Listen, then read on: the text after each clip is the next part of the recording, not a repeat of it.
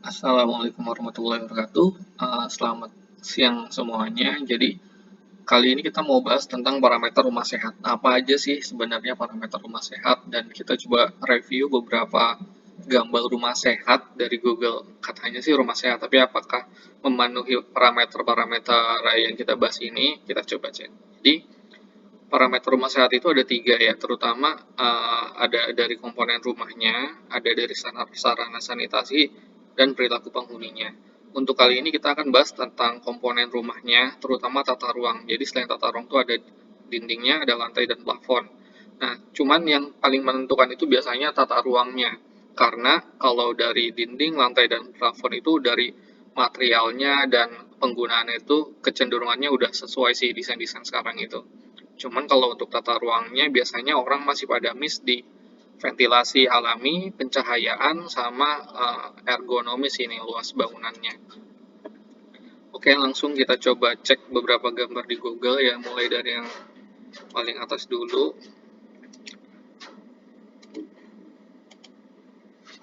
Nah, ini kalau kita lihat ini luas tanahnya 10 kali 11 meter, 110 meter persegi. Jadi rumahnya ini terdiri dari 2 kamar tidur, ruang keluarga, ruang tamu, dapur, dan carport ya. Kalau kita lihat pertama komponennya adalah ventilasi atau sirkulasi udara. Jadi sirkulasi udaranya itu bisa mencapai ruang tamu, bisa mencapai dapur, ruang keluarga juga ada karena di sini ada jendela ventilasi. Nah, yang kamar tidur depan ini juga ada jendelanya dan ventilasi. Cuman untuk kamar tidur di belakang ini kita lihat ya, jadi ini ngepres tembok, nggak ada jendela dan nggak ada ventilasi. Lalu untuk toiletnya juga nggak ada jendela dan nggak ada ventilasi. Jadi untuk sirkulasi udaranya ini cenderung tertutup kayak gituan. Ini nggak begitu bagus ya, nggak begitu bagus sehingga sebaiknya di layout. Lalu yang berikutnya adalah pencahayaan kamar tidur sama, kamar tidur dan toiletnya nggak dapat pencahayaan yang cukup, jadi sebaiknya tanahnya tidak dihabiskan sepenuhnya untuk bangunan gitu ya. Jadi dikasih gang untuk ada sirkulasi, jadi kamar tidurnya punya jendela dan kamar mandinya jadi punya ventilasi. Kita lihat misalnya yang kedua.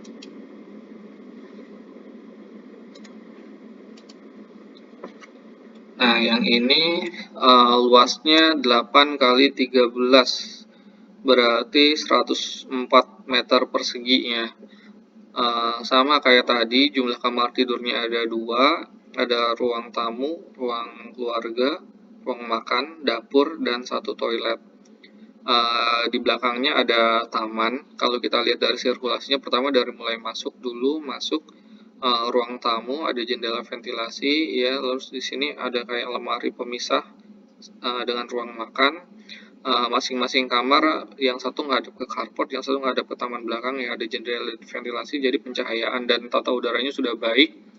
Lalu untuk tempat makan juga iya udah baik, dapur juga bagus, ada sirkulasinya langsung keluar kayak itu, dan kamar mandinya juga bagus nih, ada sirkulasi cahaya dan udara.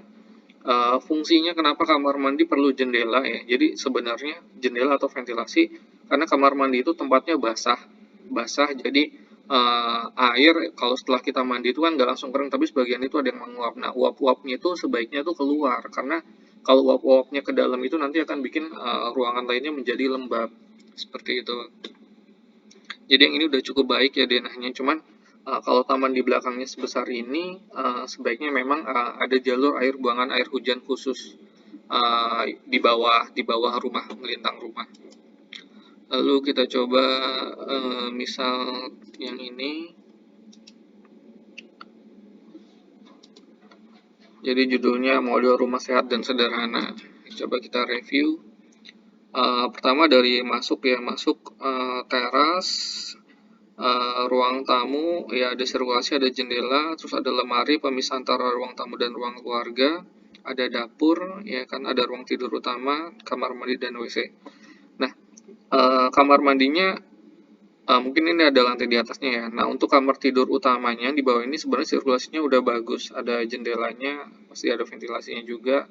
Nah, cuman kamar mandinya ini memang masuknya aksesnya cuma dari kamar dan dia tidak punya sirkulasi udara dan pencahayaan yang cukup baik ya. Jadi nanti kesannya ini akan lembab ya. Apalagi kalau misalnya ini masuknya dari kamar. Jadi nanti uap air baik itu yang dari bak, apalagi dari bak gitu kan ya. Uap airnya itu nanti akan masuk ke tempat tidur utama. Kalau misalnya tempat tidur utamanya jarang dipakai kayak gitu kan, atau terlalu sering misalnya ditinggal bepergian atau apa, nanti akan cepat lembab dan cepat berjamur. Kalau berjamur nanti cenderung akan rusak materialnya itu, baik itu kainnya ataupun furniture yang ada di dalamnya. Lalu untuk dapur dan ruang makan, sebenarnya di sini ada pintu, sebaiknya di sini ada jendela sih, jendela dan ventilasi. Jadi ketika pintunya nanti ditutup, ada jendela dan ventilasi untuk sirkulasi asap memasaknya, sehingga asapnya nggak kemana-mana, nggak masuk dalam rumah. Lalu yang berikutnya, ruang ruang keluarga ini juga sebenarnya nggak ada sirkulasinya, jadi harus ada, sebaiknya yang bagus tuh ada jendelanya, memang ada jendelanya baik di dapur dan di ruang keluarga. Lalu untuk garasi atau warung, sebaiknya memang bukan garasi tapi hanya carport saja, karena sirkulasi dapur dan ruang keluarganya nanti ketika malam garasinya ditutup, dia akan tertutup sirkulasinya, jadi nggak punya cukup sirkulasi untuk udara, seperti itu. Lalu kita coba denah yang ini, yang berikutnya.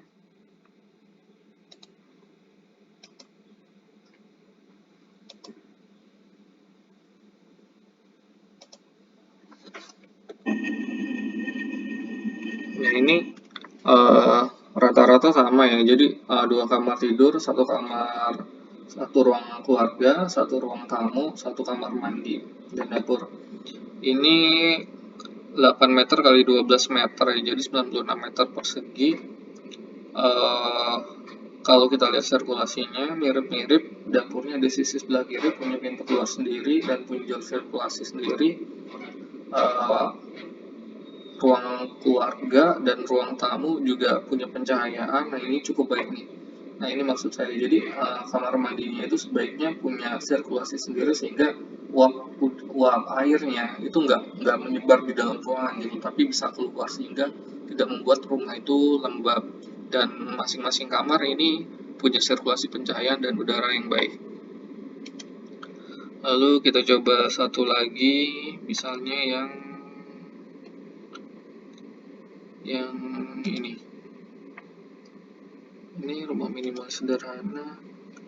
Nah ini rumah sehat, sama sih. Mana kita coba lihat. Tipe 50 meter persegi rumah sehat. Ini kalau kita lihat, jadi lebarnya 6 meter, panjangnya 15 meter, ada carport ya, langsung ruang tamu, kamar depan, ini ruang keluarga sepertinya, lalu ini kamar tidur belakang, dan ini kamar tidur yang kecil. Jadi kalau lihat di sini yang kurang baik adalah sebenarnya kamar mandi yang di tengah-tengah ini. Jadi kamar mandi yang di tengah-tengah ini nggak punya sirkulasi udara yang baik ya, dan pencahayaannya nggak ada. Kalau kita lihat itu untuk menambah sirkulasi dan pencahayaan itu memang sebenarnya rumah itu jangan sampai semuanya dinding nempel tembok ya, sebaiknya. Cuman kalau misalnya emang nggak bisa, harus diakalin cara-caranya.